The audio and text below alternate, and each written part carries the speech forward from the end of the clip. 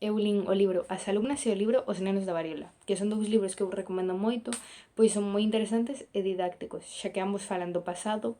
No caso dos nenos da variola se fala sobre a expedición, neste caso para curar a variola, a medida que avanza o libro, contache como se produce a primeira vaciña, a cadea de man a man e brazo a brazo, de maneira bastante amena, mentres disfrutas da historia cos personaxes, e che conta cousas que quizás non sabías. Ademais, é unha historia totalmente verídica e os personaxes existen na vida real, o sea, cousa que é moi interesante.